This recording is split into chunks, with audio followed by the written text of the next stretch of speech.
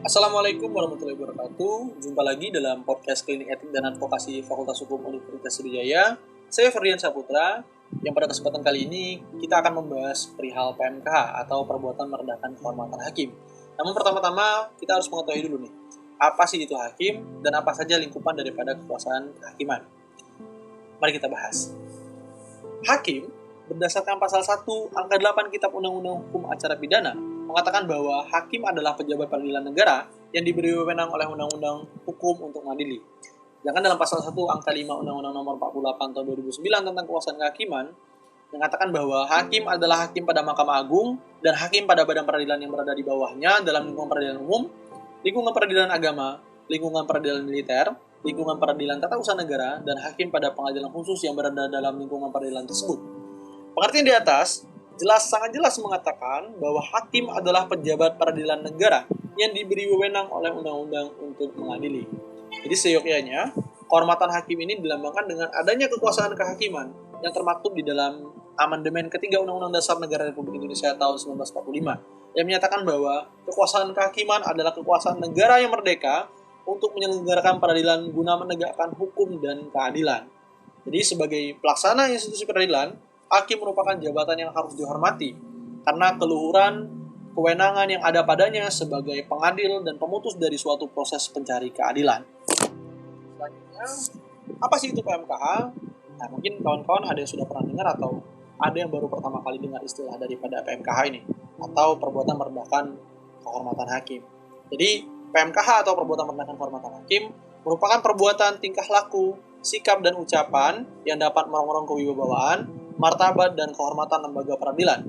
Sikap-sikap tersebut dapat dikategorikan dan dikualifikasikan sebagai penghinaan terhadap lembaga peradilan atau contempt of court. Jadi perbuatan merendahkan kehormatan dan keluhuran martabat hakim adalah perbuatan orang perseorangan, kelompok, atau badan hukum yang mengganggu proses pengadilan atau hakim dalam memeriksa, mengadili, memutus perkara, mengancam keamanan hakim di dalam maupun di luar persidangan, menghina hakim dan pengadilan.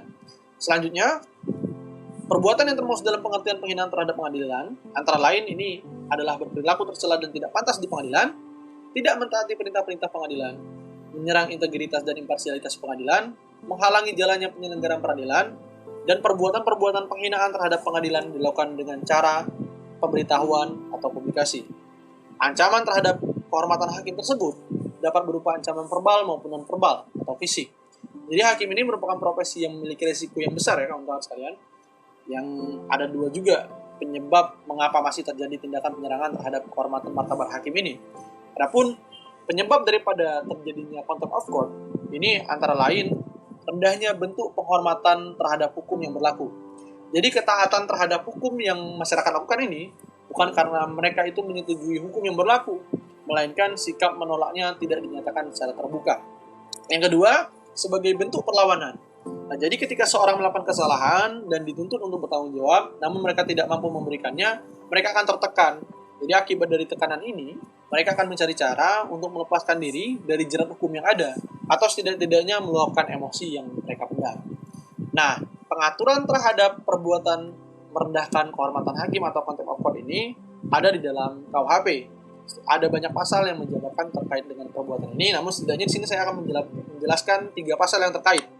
Yang ada pasal 207 KUHP yang barang siapa dengan sengaja di muka umum dengan lisan atau tulisan menghina suatu penguasa atau badan hukum yang ada di Indonesia diancam dengan pidana penjara paling lama 1 tahun 6 bulan atau pidana denda paling banyak Rp4.500. Pada pasal 217 KUHP, barang siapa menimbulkan kegaduhan dalam persidangan pengadilan atau di tempat di mana seorang pejabat sedang melakukan tugasnya yang sah di muka umum dan tidak pergi sesudah diperintah oleh atau atas nama penguasa yang berwenang, diancam dengan pidana penjara paling lama 3 minggu atau pidana denda paling banyak Rp1.800. Pasal 224 KUHP menyatakan bahwa barang siapa dipanggil sebagai saksi, ahli atau juru bahasa menurut undang-undang dengan sengaja tidak mematuhi kewajiban berdasarkan undang-undang yang harus dipenuhinya, diancam dengan pertama, dalam perkara pidana, dengan pidana penjara paling lama 9 bulan.